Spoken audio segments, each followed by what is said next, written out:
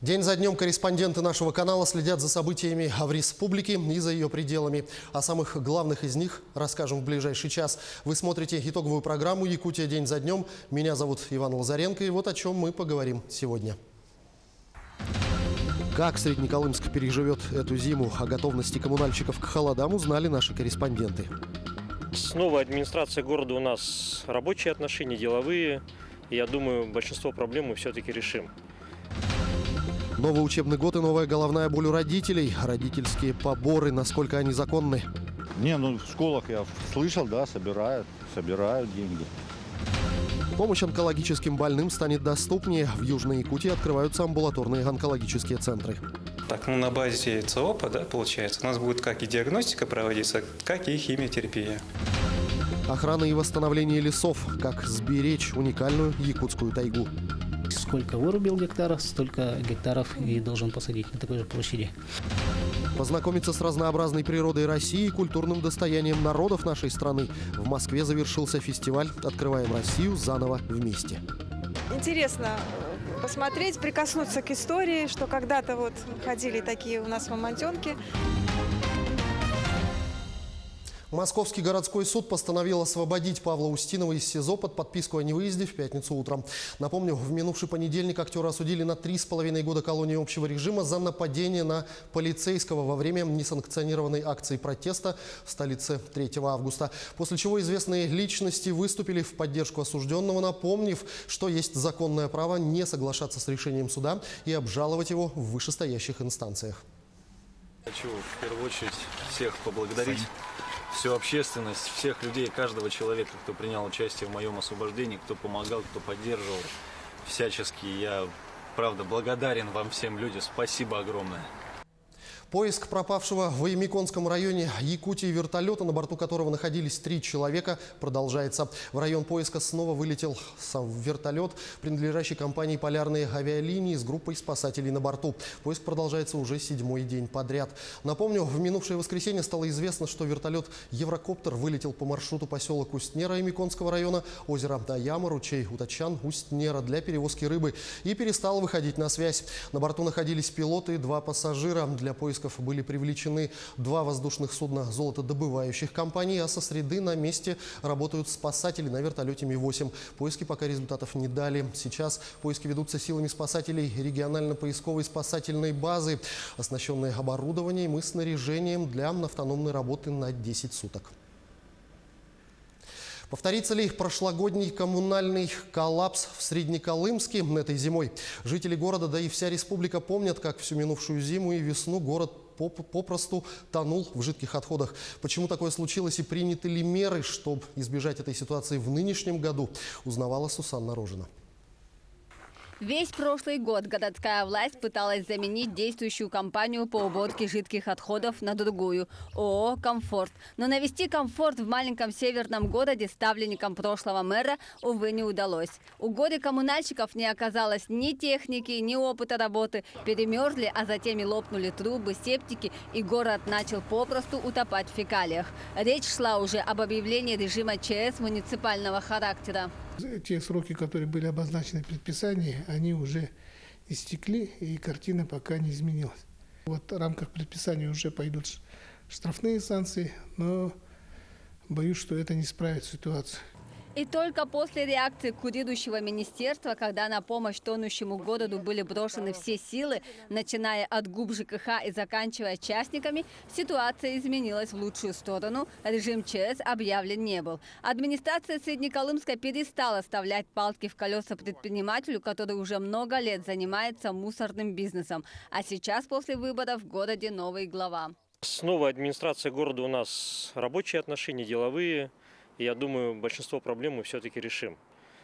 Весной общими усилиями все-таки удалось устранить проблему с разливом фекальных вод из-за перемороженных септиков, и к работе вновь приступили сотрудники ИП «Новосельцев». Однако тут возникла другая проблема. Весь год у них не было финансирования. Агентство субсидий задолжали Новосельцеву за работу по откачке септиков. Из-за этого нужного оборудования, новых труб предприниматель приобрести и завести на север не успел. Основная проблема у нас, конечно, сейчас с финансированием.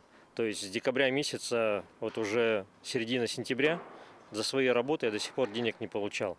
Но буквально на этой неделе деньги наконец поступили. Минжкх через агентство субсидий полностью расплатились предпринимателям за работу. Теперь самое главное – успеть подготовиться до зимних холодов, чтобы Среднеколымск мог уже спокойно вздохнуть, не боясь снова утонуть в фекальных водах. Сусанна Рожина, Илья Сыромятников, Якутия. День за днем.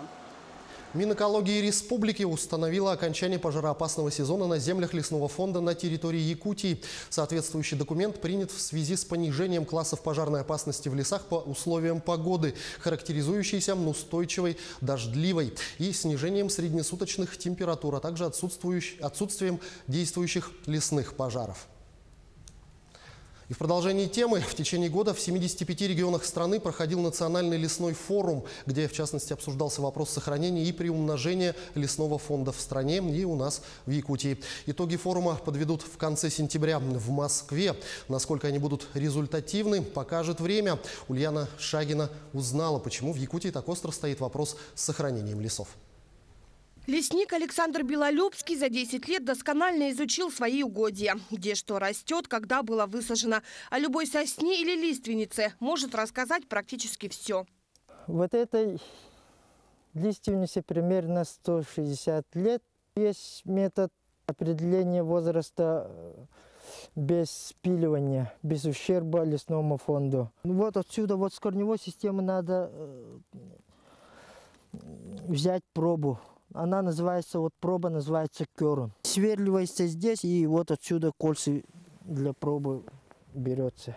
Охрана леса от пожаров, незаконной вырубки и его восстановления. Это тоже входит в обязанности лесника. После лесных пожаров вот, восстановление идет медленно. Прироста молодняков уходит 5-10 лет. Вот это... Этот молодняк, ей примерно 10 лет, примерно вот так, наверное. Пожары, вредители, деятельность человека. Как они влияют на жизнь якутской тайги. Якутия является самым крупным лесным регионом России. Мы имеем более 250 миллионов гектаров леса. Большая половина из них – лесные земли. Это более 190 миллионов гектаров. Лесистость территории составляет 50%. Сильно варьирует по районам. От 7% в Анабарском и до 92% в Нюрнгринском районе. Территории нашей республики, такие как вот Сила Сибири, там железная дорога, линии электропередач вырубаются. Также у нас дороги строятся. У нас фонд лесовосстановления порядка более чем 11 миллионов гектаров. То есть на этих площадях уже возможно лесовосстановление. Да? Но в основном это гари. Скажем, вот на линиях ЛЭП уже лесовосстановление невозможно, потому что там уже проходят линии электропередач. Также вот по Силе Сибири то же самое, да, труба проходит, на ней лесовосстановление невозможно. В Якутии леса всегда восстанавливались естественным способом. Между тем, в начале года претерпел изменение лесной кодекс. Согласно этому закону о компенсационном лесовосстановлении, все арендаторы лесных участков, использующие их под геологоразведку и линейные объекты, обязаны восстановить тайгу именно искусственно. Сколько вырубил гектаров, столько гектаров и должен посадить на такой же площади. Но вся проблема в том, что у нас в Якутии нет лесных питомников. Лидерство среди субъектов России по лесовосстановлению у Ленинградской области. 47-й регион ежегодно готовит для своих лесов более 30 миллионов сеянцев хвойных пород в 8 питомниках. Ученые и экологи Якутии за создание питомника ратуют давно. Сразу создать питомник из-за нехватки финансирования невозможно, даже для решения вопросов озеленения столицы, не говоря уже о масштабном лесовосстановлении. Питомника нету. Малые силы, как говорится, 2 ботанических садов используют. Там есть несколько посадочных материалов, вот они вот это садят. Между тем лесопользователям, а это в основном крупные промышленные компании, базирующиеся на территории Якутии, согласно приказу Рослесхоза, приходится использовать посадочный материал Иркутской области и Красноярского края, у которых сертифицированные семена растений. Но у иркутских лесопитомников отсутствует возможность поставки саженцев. саженцев, а красноярские могут покрыть потребность лишь частично. Как утверждают крупные промышленные компании, сегодня закон о компенсационном лесовосстановлении в Якутии, мягко говоря, не работает. На это есть несколько причин. Это отсутствие питомников, лесных дорог и даже сам перечень лесных участков под восстановление устарел. Последний раз лесные зоны изучались в 60-80-х годах. Также компании, арендаторы к нам выходили с предложениями о том, чтобы создать некий фонд, куда бы они платили деньги за это лесовосстановление. То есть они хотят оплатить и дальше работать, да? А дальше вот эти деньги саккумулировать, потом возможно его оплатить там какой-то подрядной организации, которая могла бы это лес восстанавливать уже дальше. По словам специалистов лесхоза, лесовосстановление в Якутии возможно только естественным способом. У нас естественное лесовосстановление происходит лучше, чем искусственное. При искусственном лесовосстановлении у нас тут большинство саженцев погибает. Вот такие вот у нас северные условия. Но подводные камни всплывают и здесь. На естественное восстановление ежегодно федеральный центр выделяет мизерную сумму. К примеру, в этом году на 7 тысяч гектаров выгоревшего леса выделено порядка 7 миллионов. Этого хватит лишь на мероприятие по естественному восстановлению 1000 гектаров леса. Они производят содействие, то есть они убирают те вот вещи, которые мешают произрастать деревьям, да? Ветки, там сломанные деревья, гнилые деревья, там пни и всякое вот такое. Они убирают, и то есть новый молодой лес, он начинает расти уже без всяких мешающих воздействий на него. Получается палка о двух концах. Пока промышленники ищут способы, как не потратить огромные суммы на искусственное восстановление леса, лесной фонд постепенно исчезает из-за нехватки средств на его содержание. Ульяна Шагина, Якутия, день за днем. Сейчас мы ненадолго прервемся и смотрите в продолжении программы.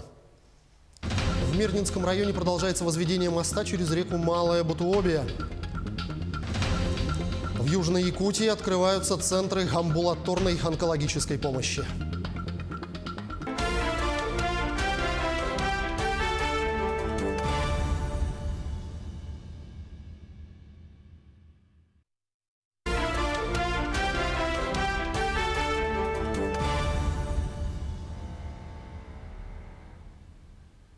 Мы продолжаем. Одной из острых проблем республики по-прежнему остается ситуация с онкологическими заболеваниями. По количеству онкозаболеваний лидером в Якутии является Алданский район. В численном отношении большую часть занимает онкология легких, женских органов и органов пищеварения. Помощь пациентам станет более доступной. В конце года в Алдане откроется центр амбулаторной онкологической помощи. Тему продолжит Татьяна Вахнина. Это палата дневного стационара Центра онкологической помощи. Он будет функционировать на базе Алданской городской поликлиники. В центре пациенты смогут проходить первичное обследование и получать ряд процедур. Так, на базе ЦОПа, да, получается, у нас будет как и диагностика проводиться, как и химиотерапия, да, получается. Пациенты будут приезжать с онкодиспансера, которым будет назначена схема лечения, да, и проходить ее в условиях дневного стационара. В Центре онкологической помощи, открытие которого предусмотрено республиканской программой по борьбе с онкозаболеваниями, будут оборудованы 2 процедурных кабинета. В одном из них уже установлен ламинарный шкаф, предназначенный для приготовления лекарств. В настоящее время в больницу поступила часть оснащения. Приобрели ламинарный бокс для разведения химиопрепаратов для онкологических пациентов. Оборудовали палаты, оборудовали процедурный кабинет. В принципе, мы готовы уже к лечению пациентов с онкозаболеваниями. Ждем еще поступления колонофиброскопа и фармацевтического холодильника для хранения лекарственных препаратов для химиотерапии. Открытие Центра онкопомощи в Алдане актуально. Число раковых заболеваний растет. В настоящее время на учете у специалиста состоят более 600 человек. В прошлом году было выявлено порядка 140 новообразований. За 8 месяцев 2019-го около 90 случаев. Стоит отметить, что на ранних стадиях рак не приговор. Однако онкозаболевания коварны бессимптомностью. При своевременном обращении рак излечим. Только нужно своевременно обратиться. Для этого и проводится диспансеризация взрослого населения, профилактические осмотры. Практически 90% населения у нас должно быть охвачено этими осмотрами. Согласно статистике, в численном отношении большую часть занимает онкология легких. На втором месте – заболевания женской мочеполовой системы. Затем следует рак органов пищеварения. Ожидается, что Центр онкологической помощи начнет работу в конце года. Татьяна Вахнина, Сергей Шипачев, Александр Лукин, Алдан. Тем временем и Нерюнгринская центральная районная больница готовится к открытию центра амбулаторной онкологической помощи. В нем будут проводить первичную диагностику онкологических заболеваний и химиотерапию.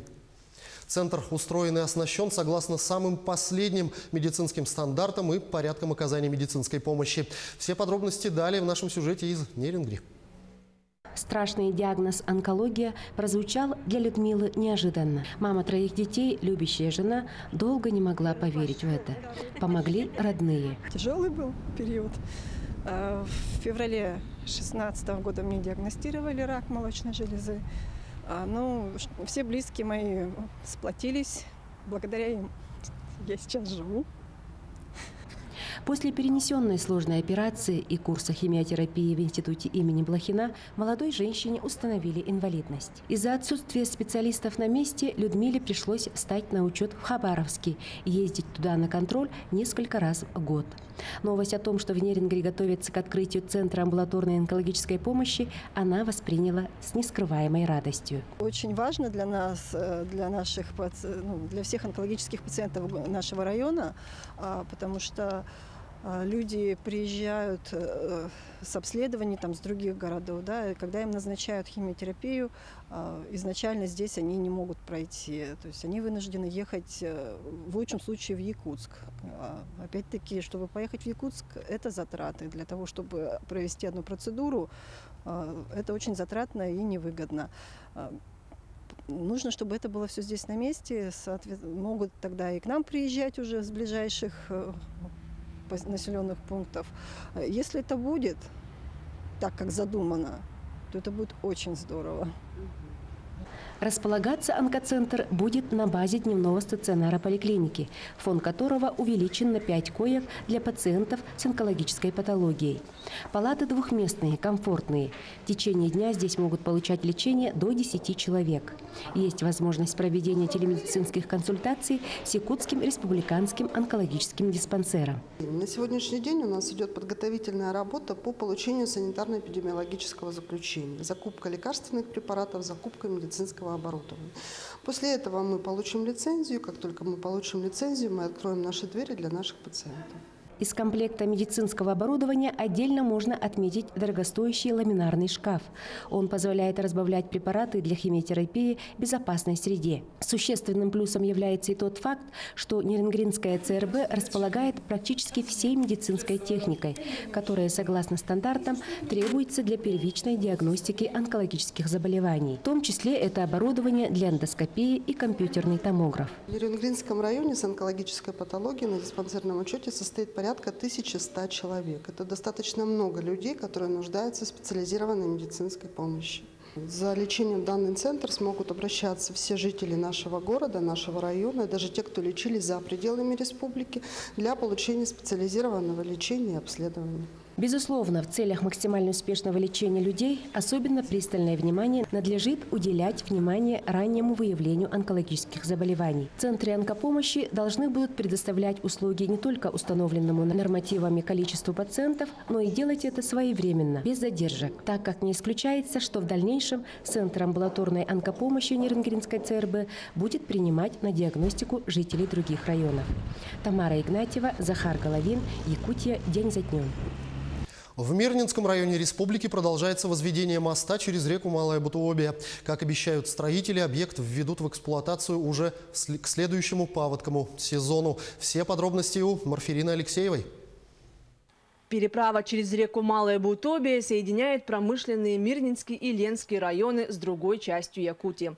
Отсутствие современной и безопасной переправы ежегодно уже на протяжении многих лет парализует движение. Стыковочные рейсы, длинная очередь машин – привычное зрелище для местных. Жители близлежащего поселка даже подзарабатывали, продавая продовольствие ожидающим попутчикам или втридорога переправляя их на лодках. Старый наплавной мост серьезно подводил народ. Каждый год, из года в год постоянно, это за лето она вот так, раза 3-4 такая может повториться. Но это называется федеральная трасса у нас Вилюйская называется, федеральная дорога называется. Должны построить мост, когда построить, в следующем году, говорят. Надеемся, ждем, мы народ терпеливый. Наконец, в июле этого года начались строительные работы над возведением капитального моста. В рамках федеральной адресной инвестиционной программы строительством моста занялась подрядная организация «Восток-Сибспецмонтаж», дочернее предприятие акционерного общества РНГ. Высота над зеркалом воды будет до 6 метров у моста. Мост представляет из себя сооружение из 3 пролетов по 63 метра каждый. У моста будет 4 опоры, 2 береговых и 2 русловых. На береговых опорах основания из 6 свай, русловых из 8. На русловых опорах сваи длиной 17 метров, береговые до 25. К паводковому сезону в мае 2020 года планируется ввести мост в эксплуатацию. Но строительные работы на этом не заканчиваются. Проект также предусматривает строительство бетонированной дороги с 2 сторон моста, протяженность которых составит около 3 километров с обеих сторон. На данный момент одновременно ведутся работы по подъездным путям и установке опор. На данный момент завершилось бурение отверстия под сваю. Сейчас производится опуск арматурного каркаса сваи, затем заливка бетона в каркас. Одна такая свая устанавливается 2 дня. К началу октября планируется закончить установку всех 28 свай. Для строительства моста, дамб и подъездных путей используются песок и гравий, добываемые вблизи места проводимых работ. Работы на объекте ведутся в круглосуточном режиме. Недалеко от реки расположен вахтовый поселок, где проживают более 120 работников. Рабочий день начинается с 8 утра, с 8 до 8 вечера. То есть 11-часовой рабочий день. Также и баня работает с 2 часов до 10, с 10 до 11 женский час. Для работающих организован спортзал. То есть у нас есть самодельный, естественно. Также летом ставим волейбольную площадку и играем в волейбол. То есть играют все, и начальство, и, получается, рабочие. Телевидение устанавливаются специальные спутниковые тарелки. Связь, она в принципе здесь есть. МТС, Билайн. То есть прекрасно все работает и ловит интернет. Полностью проект будет сдан 20 октября следующего года. Власти Мирнинского и Сунтарского района считают, что после завершения строительства будет необходимо выступить перед руководством республики с инициативой по ускорению строительства моста через реку Вилюй в районе села Крестях, а также добиваться асфальтирования участка дороги Анабар от нового моста в направлении столицы Алмазного края. Марфирина Алексеева, Артем Алексеев, Мирнинский район. А вот через реку Кукуре в Сунтарском улусе тоже налажено круглогодичное сообщение. Там уже завершаются работы по реконструкции искусственного водопропускного сооружения через реку на автомобильной дороге Вилюй. Распоряжение об утверждении документации по планировке данного объекта вышло еще в конце октября 2017 года. Возможность круглогодичного сообщения станет важным шагом для развития не только района, но и республики в целом. На сегодня завершаем работы по объекту реконструкции искусственного сооружения через реку Кукуре. Собой подразумевало 2 деревянных моста. На сегодня они демонтированы, обеспечено круглогодичное движение на данном объекте. Дорога 3-й категории технической обеспечивает полностью безопасность дорожного движения. С этим делом хочется поздравить Сунтарский район, Республика Саха-Якутия. Это на самом деле импульс будет серьезный. С праздником! Сейчас мы вновь ненадолго прервемся и смотрите далее в нашей программе. Новый учебный год и снова сбор денег на всевозможные нужды. Родительские поборы, насколько они законны? Заработают ли в столице умные остановки? В чем причина сбоя системы?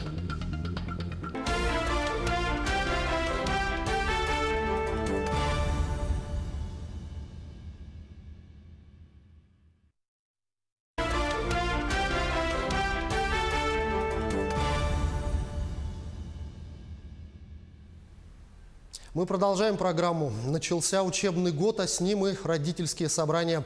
Главный вопрос – сколько сдавать на нужды школы или детского сада? Ведь родители по-прежнему платят за оргтехнику, ремонт и даже туалетную бумагу. Законны ли подобные сборы? В этом разбиралась Ольга Башук.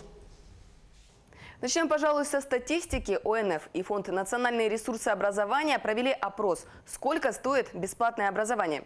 Участие в нем приняли более 1500 человек из 84 регионов страны. Согласно результатам исследования, в прошлом учебном году с родителей собирали в среднем 4425 рублей в год. Отмечу, что в эту сумму не входит покупка учебников, рабочих тетрадей и оплата питания в столовой. Так на что же уходят эти деньги? Чаще всего родителям приходится платить за ремонт школы или садика. Согласно опросу, за счет родителей образовательные учреждения приобретают мебель и шторы, моющие и чистящие средства, бутилированную воду и туалетную бумагу. А также родители оплачивают услуги охраны и даже труд уборщиц и подсобных рабочих.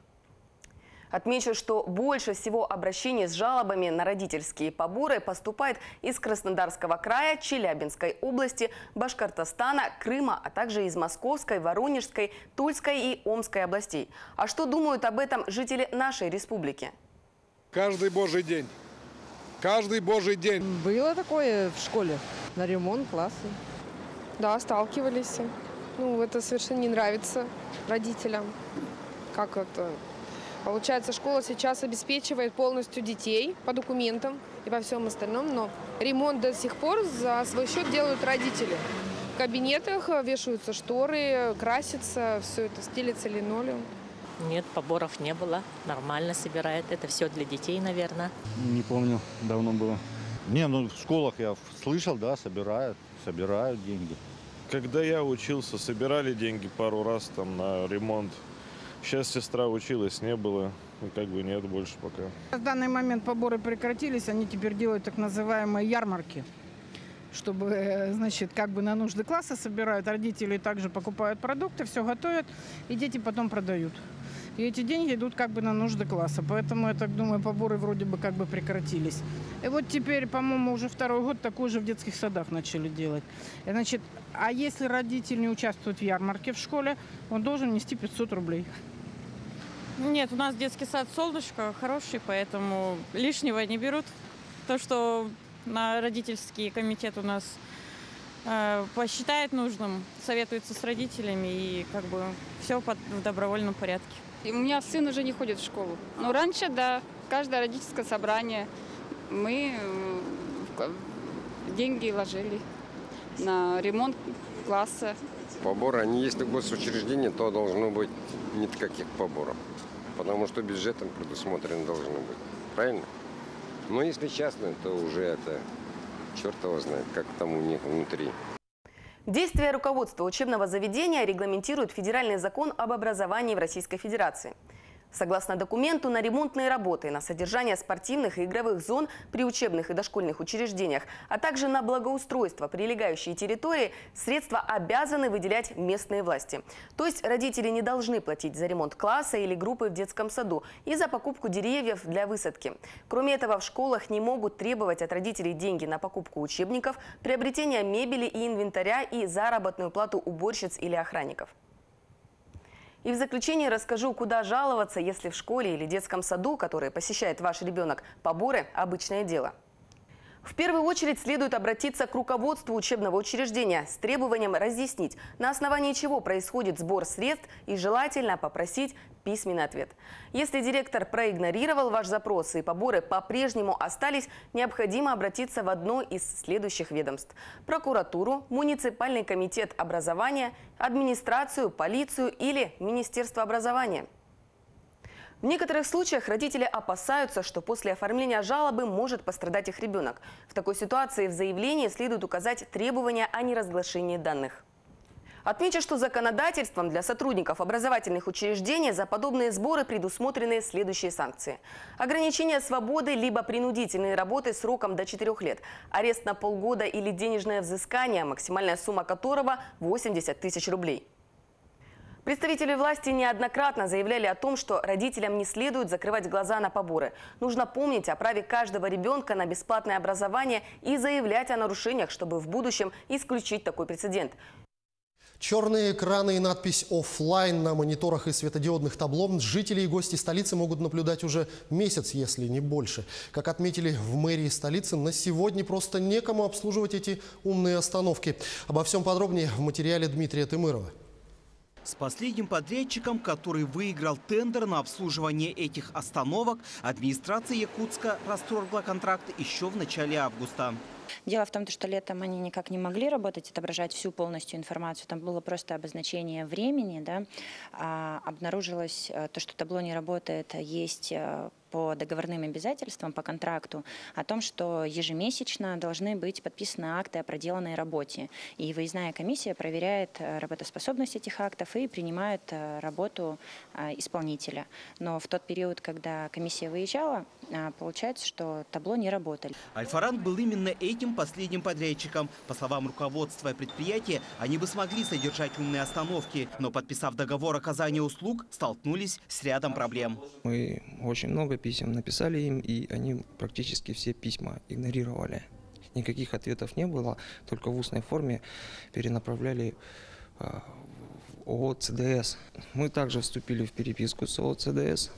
ООО «ЦДС» всячески не хотела нам предоставлять данную информацию.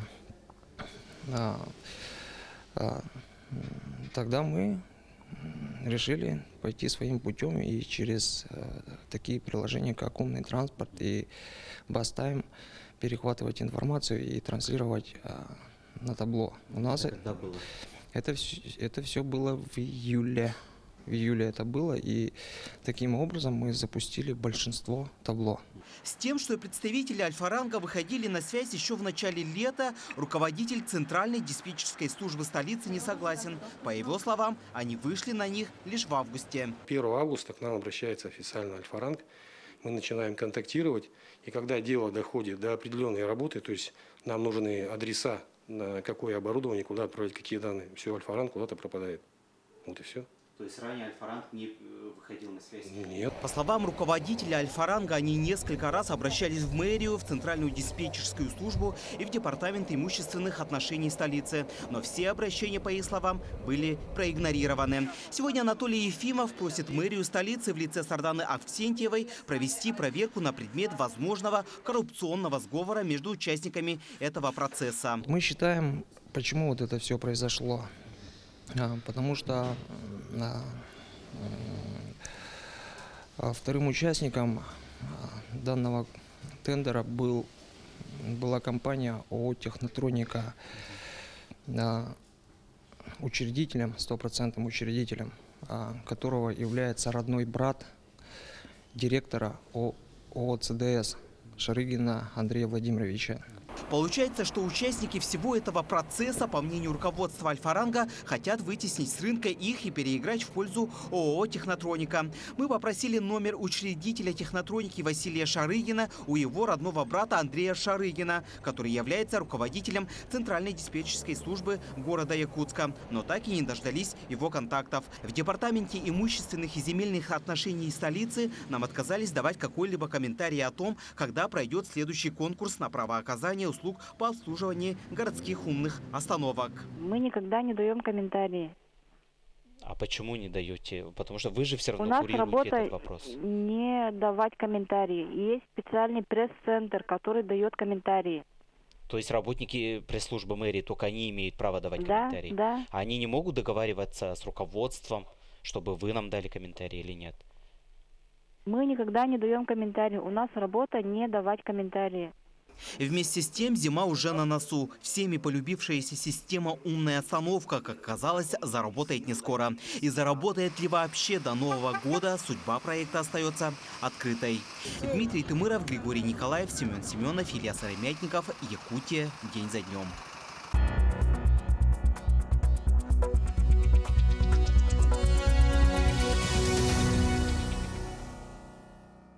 Ну а мы продолжаем знакомить вас с тем, о чем пишут некоторые газеты, выходящие в разных районах нашей республики. И вот о чем можно узнать на этой неделе. Тампонская инспекция экологического надзора совместно с муниципальными образованиями Тампонского района провели очистку берегов реки Алдан и других водоемов. Население активно приняло участие в акции «Чистые берега Дальнего Востока» в поселке Хандыга. В селах Новый Кискил, Мегина-Алдан, Крес-Хальджай убрали мусор берега реки Алдан. В селе Тополиное очистили берег реки Тампо. Общая протяженность убранной береговой территории составила 8,5 километров. Об этом сообщает газета «Тампонский вестник». В поселке Усть-Мая стартовала реализация федерального проекта формирования комфортной городской среды. Благодаря этой программе районный центр получил уникальную возможность привести в порядок дворовые территории на нескольких улицах. Также второй год работает региональная программа по поддержке местных инициатив. В этом году в программу вошли два проекта. Это установка уличных светильников по улицам Комсомольская, Прилесная, Советская и обустройство 12 санитарных точек. Газета «Индустрия Севера» рассказывает о прошедшем снегопаде в Нерюнгри и о его печальных последствиях. Конец прошлой недели и начало этой жителям Нерюнгринского района омрачила погода, которая внесла серьезные коррективы в график движения наземного транспорта.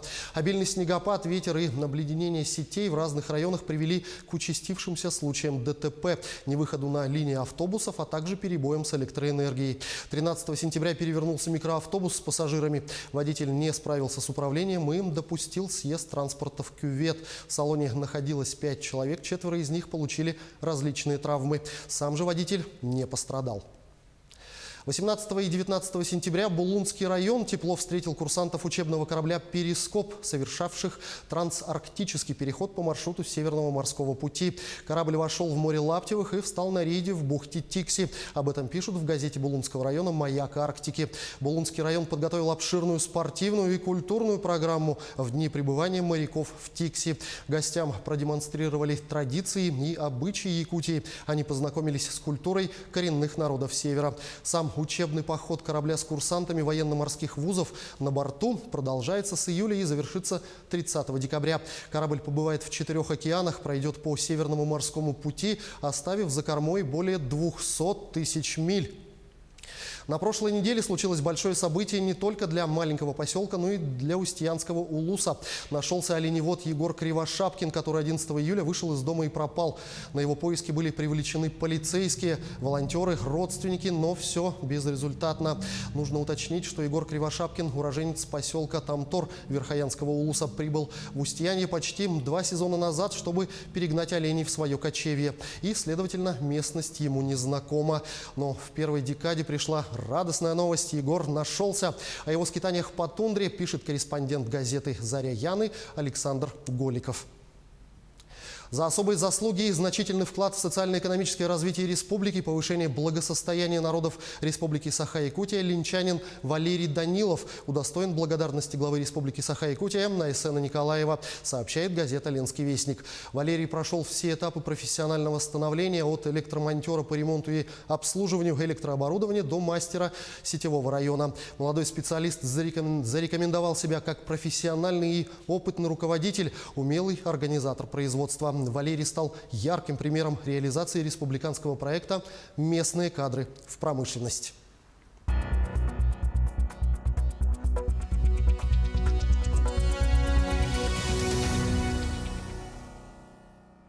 Но сейчас мы снова ненадолго прервемся и смотрите далее. В Москве завершился фестиваль «Открываем Россию заново вместе» Российского географического общества. Подарок к 385-летию Вилюйска. Досрочно завершены ремонтные работы на федеральной трассе.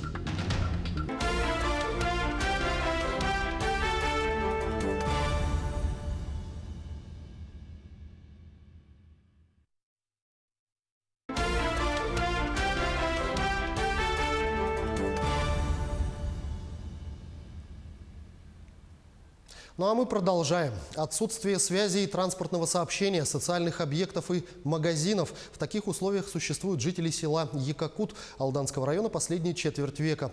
2 года назад правительством Якутии было рекомендовано властям района переселить якакутцев в близлежащие города и поселки. В настоящее время в Якакуте остаются 4 семьи. Как движется процесс переселения, узнала Татьяна Вахнина. Еще недавно этот барак 1935 года постройки на одной из центральных улиц села Якакут был жилым. Бывшая заведующая библиотекой Людмила Кузнецова покинула его весной. Она переехала в Нижний Куранах в рамках программы переселения. Как-то неправильно получилось, что кто-то остается, кто-то уехал. Я понимаю, когда раз все выехали, да? Всем дали все это. А так вот как-то не очень.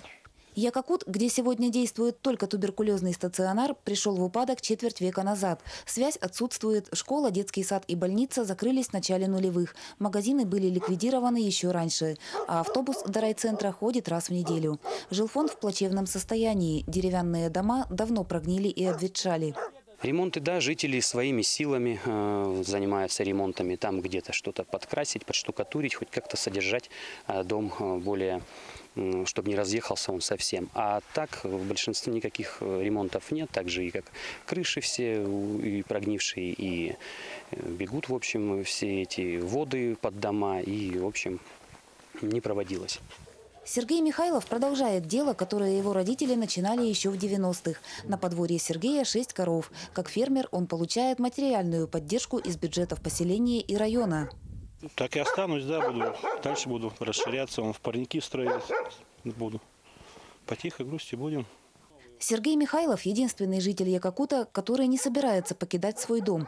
Вопрос о закрытии села люди поднимали регулярно. В 2016 году на коллективном сходе было подписано прошение. Его поддержали депутаты поселкового и районного советов. Однако Министерство экономики Якутии постановило – закрытие села невозможно. Правительством республики и властям района было рекомендовано переселить жителей Якакута в близлежащие города и поселки.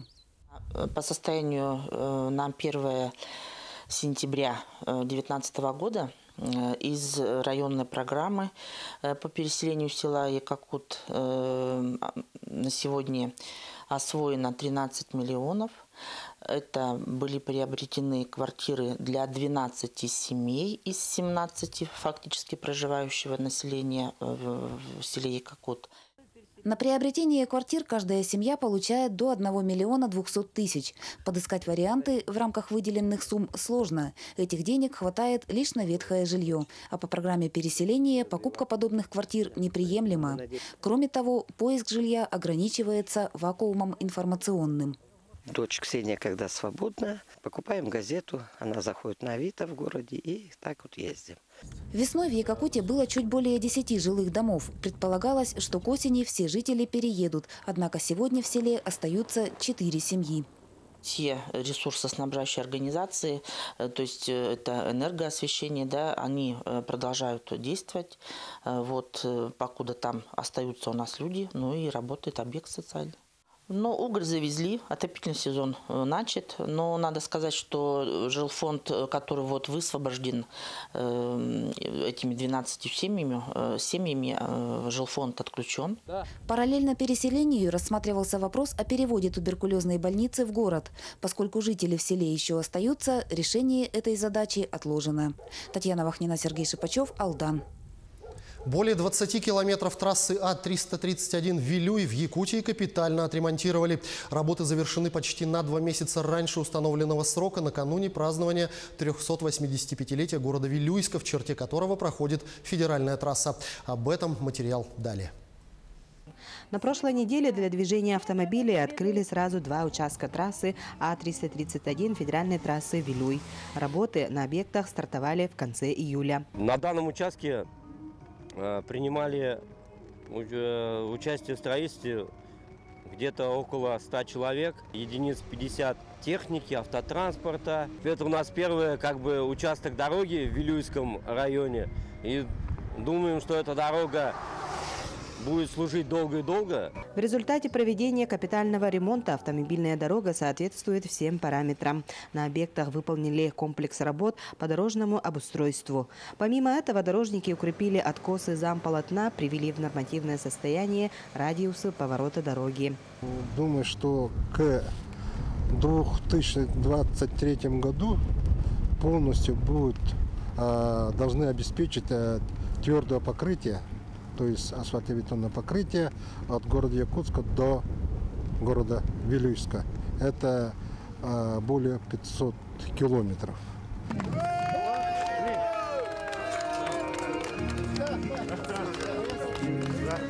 Работы здесь должны были закончить к 31 октября, но подрядная организация справилась раньше установленного графиком срока. Ну а в общей сложности всего на этом дорожно-строительном сезоне на территории Вилюйского улуса введено в эксплуатацию 2 участка протяженностью 24 километра. Анна Васильева, Никентий Колесов, НВК «Саха», Вилюйск. Самый увлекательный и масштабный географический праздник завершился в Москве. В столичном парке Зарядье прошел фестиваль «Открываем Россию заново вместе». В течение 10 дней с утра до вечера гости мероприятия, не выезжая из города, могли познакомиться с разнообразной природой России и культурным достоянием народов нашей страны. На форуме обширно была представлена и наша республика, чем удивляли якутяне гостей и жителей столицы. Подробности в материале Максима Кардозу.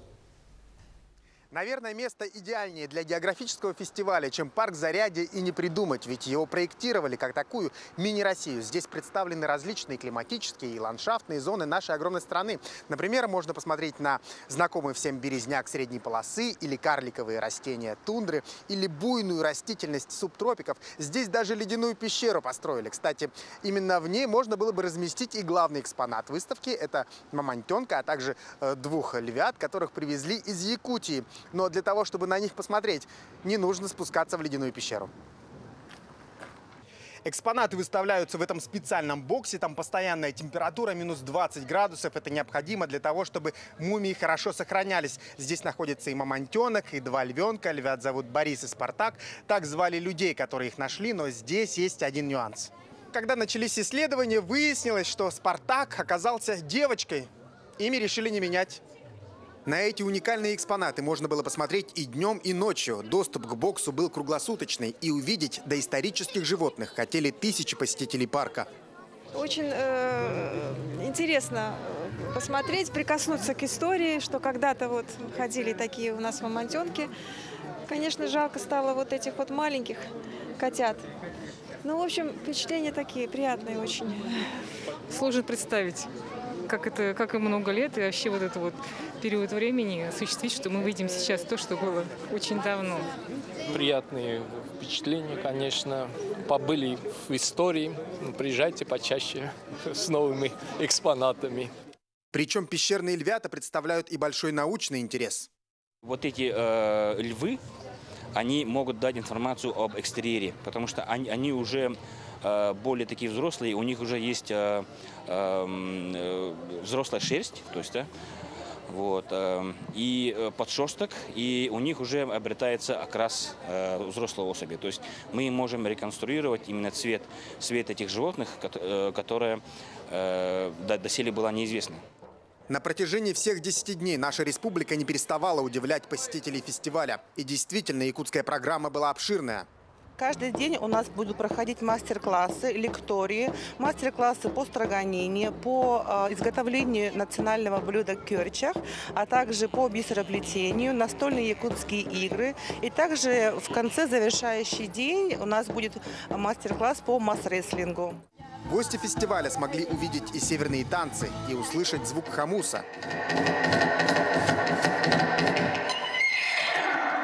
Причем посмотреть на кусочек Якутии в самом центре Москвы приходили не только жители и гости столицы, но и якутяне. Покровчанка Наталья Скрябина оказалась в Москве проездом, но когда услышала, что у стен Кремля появилась ураса, сразу же отправилась в Зарядье. Я как туристка в нашей столице, в городе Москве, конечно, в Зарядье бываю. Но сегодня все мои ожидания превзошли. Во-первых, нас угостили очень вкусной рыбой строганиной. Далее наша ураса очень красивая. Мне кажется, красивее всех. Может быть, патриотично поэтому. Так, конечно, большое спасибо организаторам. Фестиваль Русского географического общества проводится не каждый год. Когда состоится 5-й юбилейный праздник, организаторы точно сказать пока не могут. Но можно с уверенностью констатировать другое. Со своей задачей – показать уникальность и красоту разных регионов России. Этот фестиваль справился на отлично. Максим Кардозу, Виктор Олесов. День за днем. Вы смотрели программу «Якутия. День за днем». Именно такой была эта неделя. Корреспонденты нашего канала продолжают следить за развитием событий. Для вас в студии работал Иван Лазаренко. До встречи в эфире.